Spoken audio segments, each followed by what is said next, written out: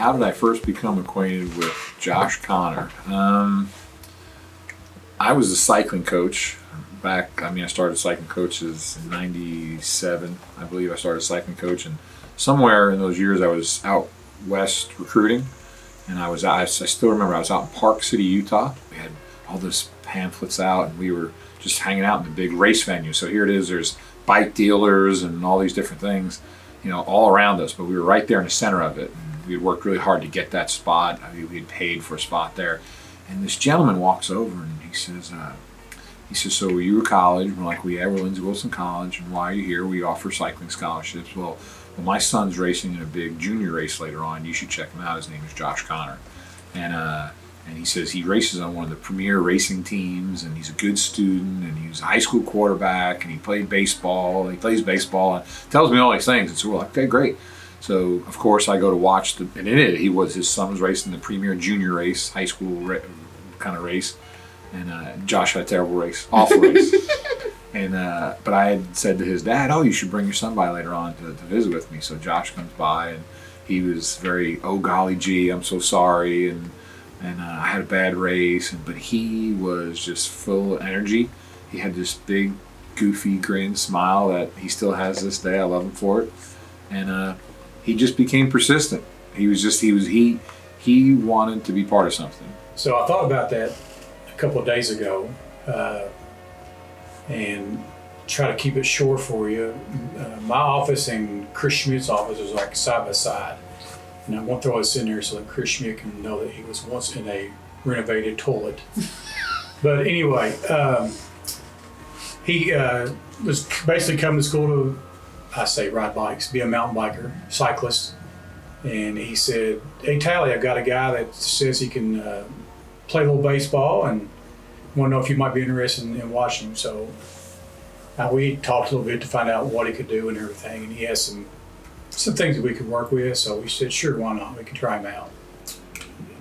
What I remember about him is just what a competitor he was. He wasn't probably the most talented guy or the biggest arm, but that's one thing I really appreciate about him is just how competitive of a person he was. He pitched in 11 games that year, and he completed 8 of them. So that lets you know a little bit about the kind of person that he is. So Thumber? Yeah.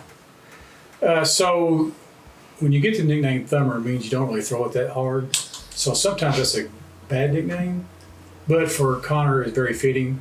Not the fact that he wasn't necessarily overpowering as a pitcher, but he did throw a lot of jump pitches, and he kept hitters off stride, I guess you'd say. And which adds to his attributes was the fact that he could throw every day, every other day, because he didn't really put a lot of tear on his arm. The thing that amazed me most is so he finally is like, I'm going to go on a recruiting visit. I want to see what Columbia, Kentucky is like. And this sort of sums up Josh in total. We pick him up in Nashville, Tennessee. We're driving all the way back, and he's like, "Oh, this is beautiful." And you're coming up the Cumberland Parkway, and it's green and beautiful. It was just really lush. And we hit Columbia, Kentucky. And we always kind of joke as an alum that, it's kind of small. Columbia, Kentucky's a small town, that kind of thing. But we get off, and this is before we had 2 exits. We got 1 exit. We get off the exit, and we're driving through town, and he sees the gas station, he sees Pizza Hut, he sees McDonald's, and then all of a sudden he goes, "You have a Taco Bell?" He says, "Oh my gosh, I'm coming to school." He's like, "I have to drive almost 2 hours to get to Taco Bell." He goes, "It's my favorite food." Well, we kind of laughed, we laughed about that. It was a joke, but he wanted to stop Taco Bell when we were on road trips everywhere. It was a staple of his life. So much so that when he arrived as a student, he immediately went and filled an application and worked all through college at Taco Bell. And to this day, if you're with Josh Connor, Josh is doing very well for himself. He could afford to take us anywhere he wants to go.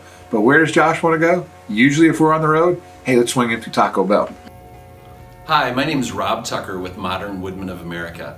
I've had the opportunity to work with Josh Connor since he started with the organization in 2004. Josh has really grown as an individual and a leader with our company since he started. It's been great to see his growth and development personally and professionally during this time. I'm really excited about Josh and all that he's doing to impact the communities and the lives in the Middle Tennessee region. Josh, we're very excited for you in earning this prestigious honor. We're excited about your future, what you can do to help the members in Middle Tennessee and the community at large. Thanks, Josh, for all you do, and we're very excited about everything that's happening down there. And then over the years, he's had a great love for the college. I've always enjoyed when he comes back to visit, and I get a chance to talk to him. We talk about the old days. We laugh about his nickname, and he's just a genuinely good guy. We're celebrating a lot of alumni today, honorary alum. When you say even honorary alums, they're people who they're part of the fabric of the college. They embody the mission of the college and who we are. And Josh is like that. We're fortunate to work in an environment where we meet these young men and women when they come to campus, and if we're fortunate enough, we develop these relationships. I think he embodies that whole spirit of being a Blue Raider, and I'm just proud of him earning this award. Please welcome the 2019 Outstanding Young Alumnus Award recipient, Josh Connor.